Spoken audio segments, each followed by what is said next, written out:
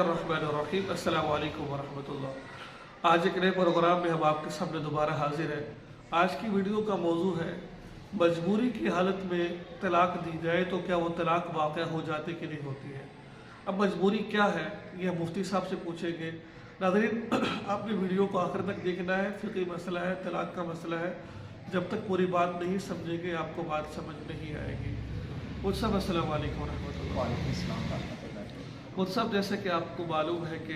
اگر کوئی آدمی مجبوری کی حالت میں طلاق دے، مثال کے طور پر کوئی بھی لڑکی کی طرف سے مجبور کرے کہ ہماری بچی کو اس کو شاید طلاق دو، ہم نے آپ کے ساتھ نہیں رکھنا، اور وہ گن پوائنٹ پر یا کسی مجبوری کے تحت طلاق لے لے، تو کیا یہ طلاق واقع ہو جاتی ہے؟ مجبوری عام طور پر ہوتی ہے دو قسم۔ اب یہ دیکھا جائے گا کہ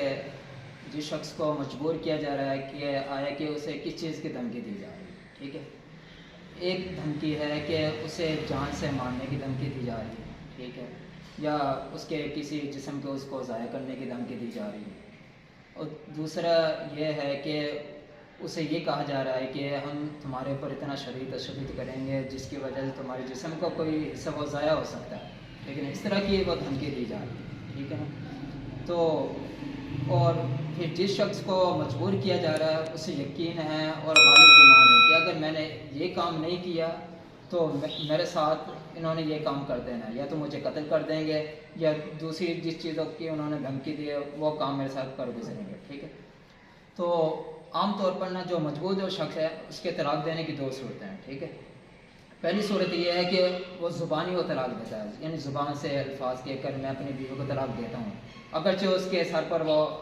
گن لے کر کھڑے ہوئے ہیں یا خنجر لے کر کھڑے ہوئے ہیں کہ ابھی طلاق دیں ورنہ ہم آپ کو قتل کر دیں گے، ٹھیک ہے، یا آپ کے جسم کا کوئی عضو ہم ضائع کر دیں گے، ٹھیک ہے۔ وہ زبان سے وہ اپنی بیوی کو طلاق دے دیتا ہے، تو اس صورت میں وہ طلاق واقع ہو جائے گا، ٹھیک۔ اس کے اوپر میں آپ کو ایک حدیث بھی سناتی چلوں کہ آپ صلی اللہ علیہ وآلہ وسلم کے زمانے میں ایک شخص آیا، آپ صلی اللہ علیہ وآلہ وسلم سے آ کر اس نے عرض کی، یا رسول اللہ کہ میں سویا ہوا تھا تو سونے کی حالت میں میری بیوی میرے سینے کے اوپر چڑھ کر وہ بیٹھ گئی خنجر لے کر اور مجھ سے کہنے لگی کہ مجھے طلاق دیں ورنہ میں تمہیں ذبح کر دوں گی۔ تو مجبوری کی حالت ہی میں نے اپنی جان کو بچاتے ہوئے، حالانکہ میرا ارادہ نہیں تھا اس کو طلاق دینے کا، لیکن جب میں نے اپنی جان کی طرف دیکھا کہ مجھے جان سے ہاتھ دھونا پڑے گا تو میں نے مجبوری کی حالت میں اپنی بیوی کو طلاق دے دی۔ تو کیا رسول اللہ صلی اللہ علیہ وآلہ وسلم کیا جو میں نے طلاقیں دی ہیں وہ ہو گئی ہیں، وہ واقع ہو گئی ہیں، نافذ ہو گئی ہیں یا نہیں ہوئی؟ تو آپ صلی اللہ علیہ وآلہ وسلم نے، حالانکہ وہاں اس کو جان سے مارنے کی دھمکی دی جا رہی تھی، اس کے اوپر اس کی بیوی بیٹھی ہوئی تھی، ٹھیک ہے، طلاق دیں ورنہ اپنی جان سے ہاتھ دھو بیٹھیں، تو آپ صلی اللہ علیہ وآلہ وسلم نے شخص کے جواب میں یہ کہا کہ طلاق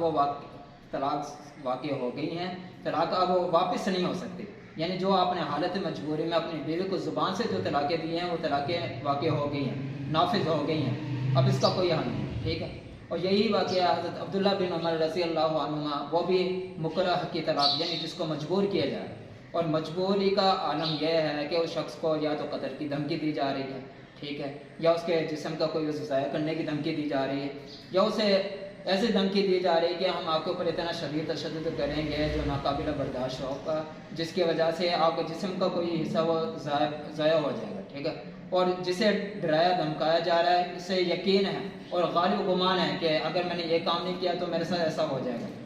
تو اگر یہ شخص زبان سے طلاق دے دیتا ہے تو طلاق واقع ہو جائے گی۔ رہی یہ بات کہ اگر یہ شخص جو تحریری طلاق دیتا ہے تو تحریر میں یہ ہے کہ تحریری وہ طلاق اس شخص کی وہ واقع نہیں ہوتی، کیوں؟ اس لیے کہ جو تحریر کو یہ کسی عذر کی وجہ سے، کسی حاجت کی وجہ سے الفاظ کے قائم مقام بنایا گیا، یہاں کوئی ایسی حاجت بھی نہیں ہے بلکہ اس کو تو ڈرایا دھمکایا جا رہا ہے، ٹھیک ہے، اور یہاں کوئی ایسی ضرورت بھی نہیں ہے، ٹھیک ہے، اس نے تو بس مجبوری کی حالت میں زبان سے یہ الفاظ نہیں کہہ رہا بلکہ یا تو یہ سائن کر رہا ہے، ٹھیک ہے، اپنی جان کو بچانے کے لیے، معذور ہونے سے بچنے کے لیے، ٹھیک ہے۔ اس صورت میں اگر یہ تحریر طلاق دیتا ہے تو تحریر کی شکل میں وہ طلاق واقع نہیں ہوگی، کیونکہ اس کے پاس وہ زبان سے بھی کہہ سکتا تھا، زبان سے زبان سے نہیں کہا، اسے تحریر، کیونکہ اگر زبان سے کہے گا وہ طلاق واقع ہو جائے گی، وہ تو بالاتفاق وہ حدیث کا حوالہ دیا ہے، عبداللہ بن عمر رضی اللہ عنہ وہ بھی اس طلاق کو وہ جائز قرار دیتے تھے۔ رہی بات جو تحریری طلاق کی نا، वो तलाक वाक़ई नहीं होगी। ठीक हो गया। हाँ,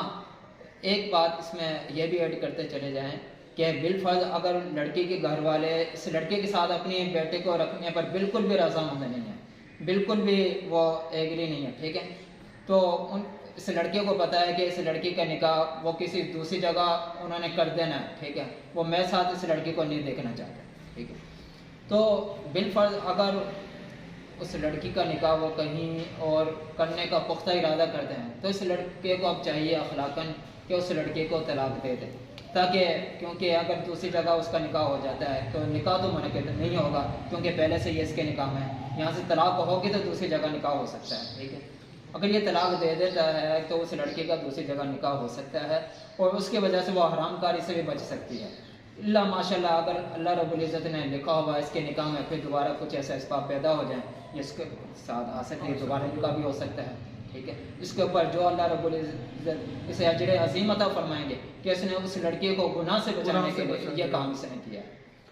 ठीक हो गया। नज़र ये था आज का मसला, मजबूरी की हालत में तलाक वाक़ होती कि नहीं होती। मुफ्ती साहब ने बड़े तफसील के साथ और बड़े ही आसान अंदाज में आपको समझाया है। मुझे नहीं लगता कि आपको बात समझ आई होगी, आपको बात समझ आई होगी। अगर फिर भी आपको बात समझ नहीं आई तो आप हमें पूछ सकते हैं। मुफ्ती साहब का चैनल का लिंक मैंने डिस्क्रिप्शन में दे दिया है, वहाँ जाके आप उसको सब्सक्राइब भी कीजिए और आपको कोई मसला हो तो हमसे रब्ता भी कर सकते हैं। अभी इजाज़त दीजिए। अस्सलाम वालेकुम।